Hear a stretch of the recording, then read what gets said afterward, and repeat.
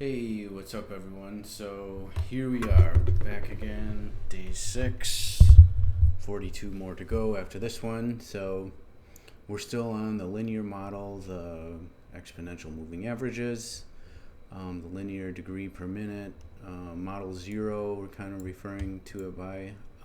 Yeah, still pretty easy stuff. Simple linear degree per minutes.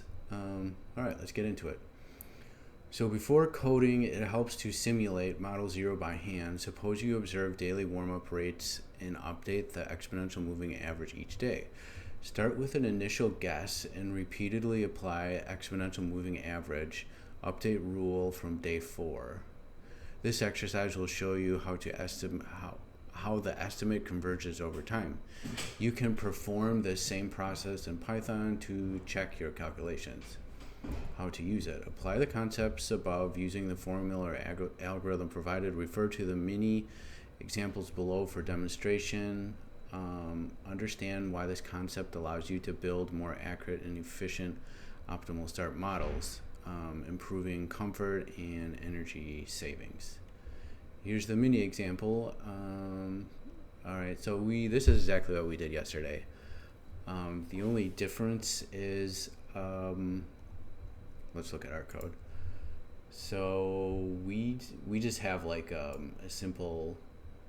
So we were testing out like here's our observations, degrees per minute. So these have been past historical runs, and then we had different alphas that we were testing out. So we were actually observing when you change the alpha parameter.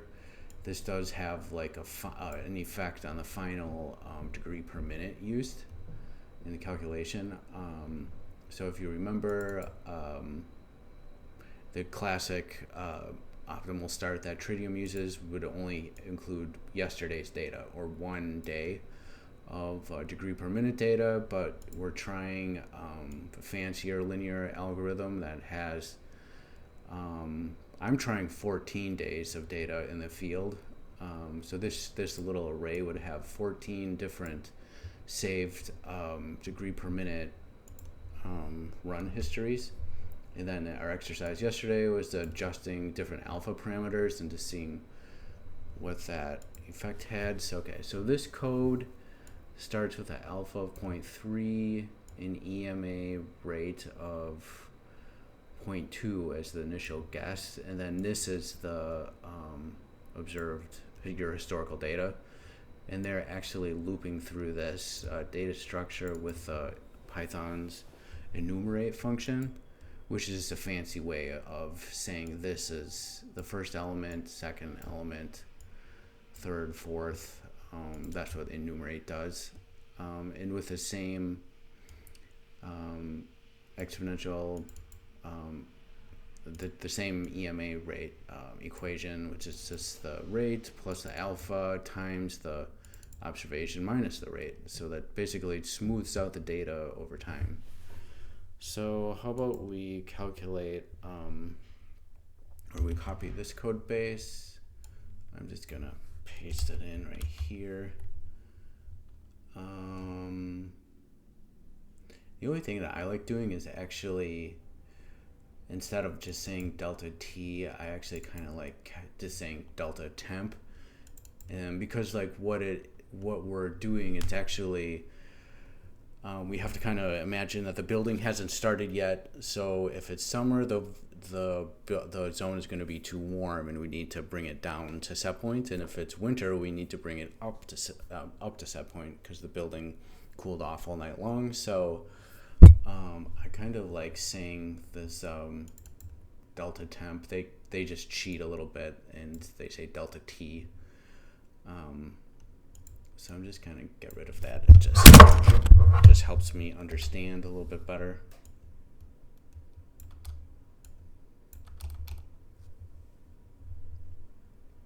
Okay, so here we go. I'm just gonna go. Here's our final EMA rate.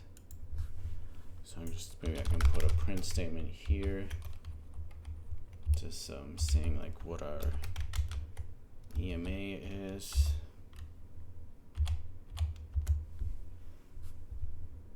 So just move my microphone here. and say just a print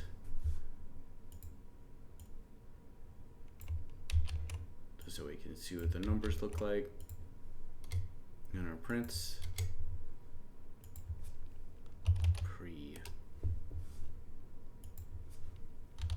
Post. Let's see if we can do Python math lesson. Okay, so this is what our what we're calculating here. So we started out with EMA of 0.2, and then with our exponential moving average, we came up with an EMA of 0.2 and some change here. So and then we're calculating minutes. So based on this observation of being 6 degrees below set point, our algorithm is calculating we need 30 minutes to warm up the zone. So if we drop this down to 60, we would need 58 minutes. And this is based on the linear model, and we'll eventually get into more fancier math equations, which through the research are more precise. Okay, so we have this new code base. Let's look back at the lesson.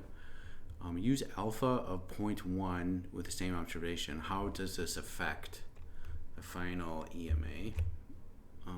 Okay, so telling us to adjust that down to here.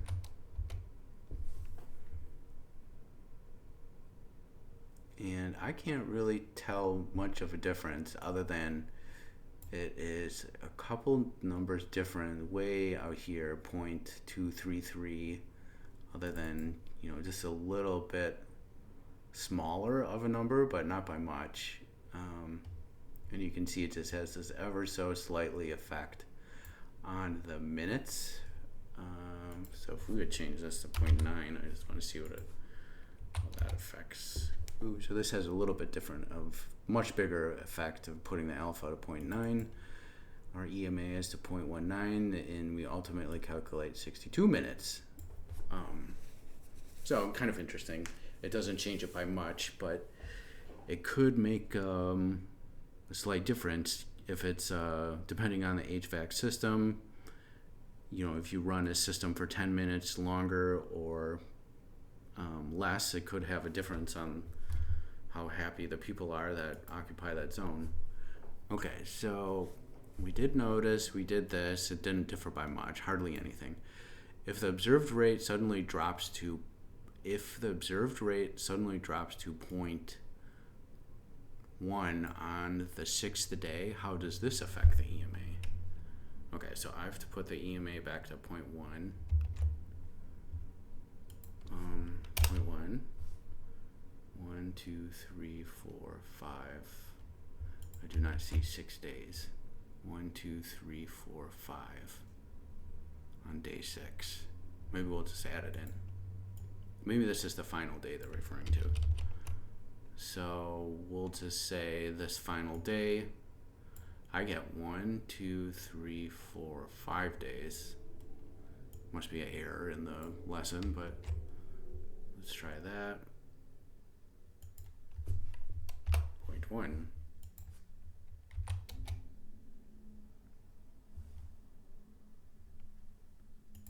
Let's just put this back to 0.19 and rerun the code again. So it looks like this kind of having like an outlier, a little bit different of a number for the EMA exponential moving average here and here, not by much. So it doesn't change it by much. So I don't know. It doesn't change it by much. That's what I can see at least. Why might you need to reset the EMA when major changes occur? So I guess where I am in upper Midwest USA, we do have quite wild fluctuations in weather. I think it was quite wild. It's like, for example, we have 30 degrees Fahrenheit in the middle of the week this week, down to 0 degrees Fahrenheit and below over the weekend, and then back up to 30 degrees Fahrenheit again in the middle of next week. So 30-degree Fahrenheit swings over a course of a week is not that uncommon. And sometimes you can even see that in warmer seasons. So I think like maybe weather, I guess. Maybe that could be when different cooling systems are operating, or if heating systems are operating, why might you reset the EMA when major equipment changes? I think that's kind of a funny question too, because like the way that our algorithm that I'm writing them is that this is constantly changing. So like it's always getting new data into it. So as time moves forward, we're getting rid of the oldest data, and then we would have a newer one here, and then getting rid of this data, and then having newer ones here. So we're constantly like refreshing our observed rates. So that seems like kind of a funny question to me. Again, it's created by AI. So create a simple Python file that performs the calculations from this lesson. So we did that, and did that a few times this week. So I think I might actually pass on it. I think like one thing that I am kind of interested in maybe applying is when I'm deploying this stuff in the field. Let me see, how can I explain this? So like if I go to the Vibe Coders repo, just to look at a picture file here. So in an optimal start block, even Niagara's optimal start, like we're always looking at this schedule event next time and schedule event next value. So important thing that we haven't even gotten into yet is looking at the schedule's next value in next time. In our little calculations here, just for the math, we're just actually calculating minutes. But something that I think like we could get into is like we could even build out in Python. I want to build onto this as we progress this course. Is like we could do some comparisons to constantly look at time and future time. So Python has a built-in library called datetime. They also have a time library too, but I think the datetime library might be slightly easier to calculate time deltas. So current time I'm just going to do is dt.now, I think. So I just want to see if I print this, print current time.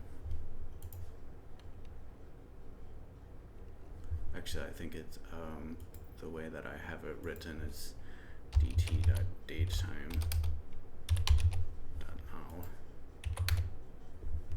Okay, so this is the current time, which is human readable, which is kind of nice. It's 12:54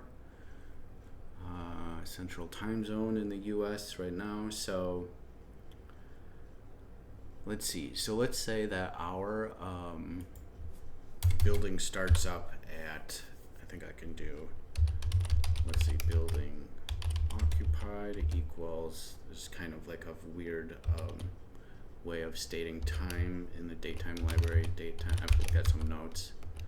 So yeah, it's saying year, month, day, hour, minutes, seconds. So there's a couple things you have to pass into it. So I would want to say 2025,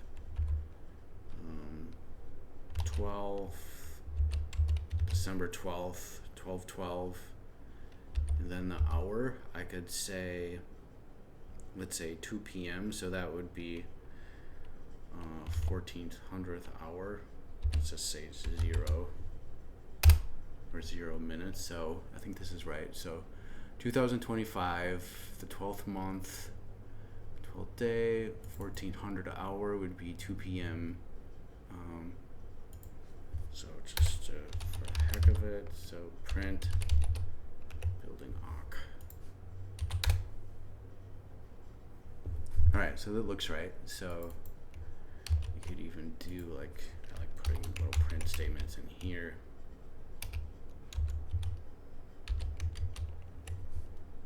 Could even do, whoops, I might do the same thing right here.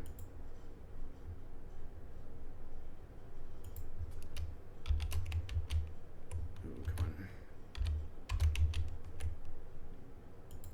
Kind of helps me see like the current time. So we could even do like we could call this time delta. So this would just be building Occ minus current time, print time delta. Copy U, put a little string next to it.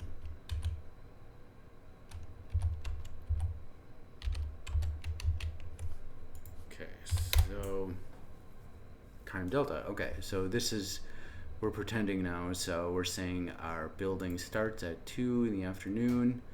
It is currently 12:57, and then we have a time delta of an hour and 2 minutes. So this is where we get into comparing our minutes calculated to warm up the space. So we could say something, let's see, how could we do this? So we could do, just start really basic here. So like what we would be doing in the real world is we would be constantly requesting data, like through BACnet or through the something that, this would be like a real sensor value. So this is a pretend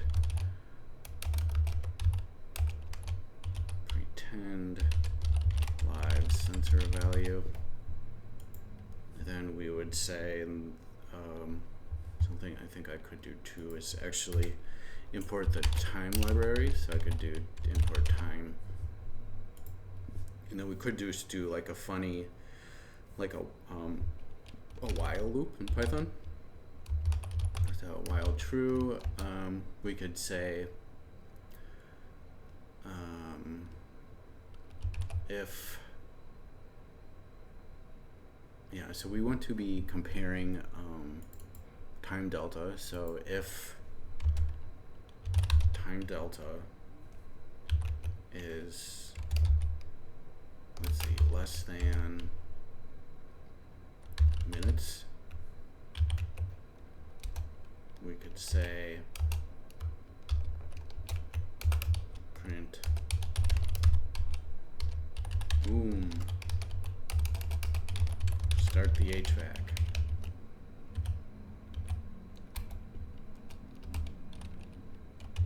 Else print wait until, I don't know, we could just say something silly. Not ready yet to start the HVAC. So then some algorithm could actually do a sleep.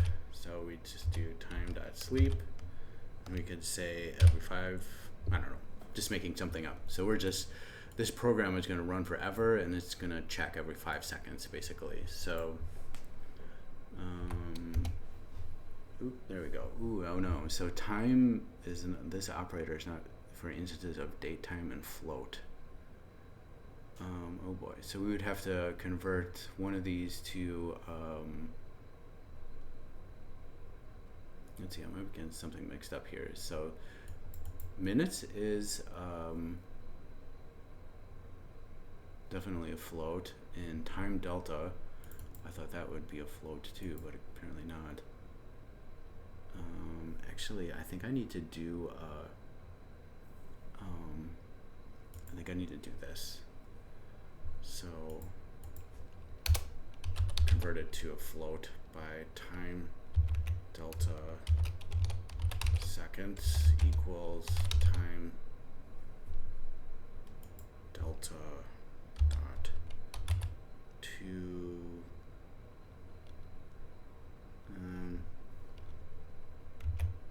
I think this is like a built-in function into Python. It'll just give me like a seconds number to it. So let's try copying this into here. So still not incorporated. So time delta, oh wait, I need seconds. Did that work? Okay, so right now we're in seconds. So then we need to do time delta minutes would equal time delta seconds divided by 60. See what this comes out as. Time delta minutes. I just want to see what this is. So this would have to be here, and then if we really wanted to get fancy, we could say, just to keep things a little bit more easier to understand, so this would be modeled minutes through our math model.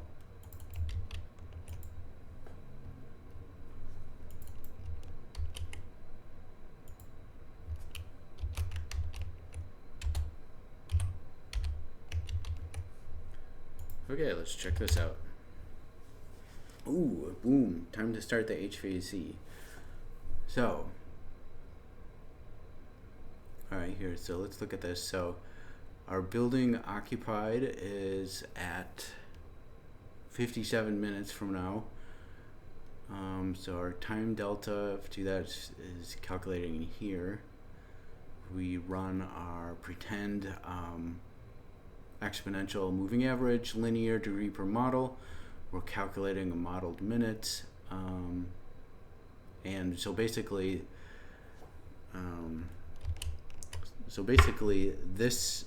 when this number is, we need 59 minutes to, in theory, to condition this zone, but we only have 56 minutes until the building actually starts.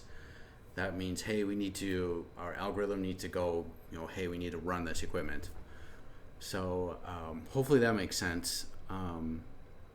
This is it. This is pretty much all the optimal start algorithm is. And I think as this course progresses, we just get a little bit more fancier on this, on the math, basically. And in theory, that gives us a better modeled minutes, but the nuts and bolts of the algorithms, like inside the blocks, is this, because we're just looking at. That's why in the vibe coded repo, I was trying to show that this is all that we're doing with this schedule event next time and schedule a next event value. Is this just this comparison? So we could do something here too, like if the schedule, if this time delta is true and the next value is occupied, that's why we always need the schedule is going to be occupied. That's when we would start the HVAC. So hopefully that makes sense. This might be kind of fun to build off of into the course, and maybe by day 50, there could be some, concept idea code we could run in production someday. So thanks for watching. See you guys on day 7 tomorrow, which would be the final day for the linear degree per model before we move into the quadratic regression. All right, have a good one.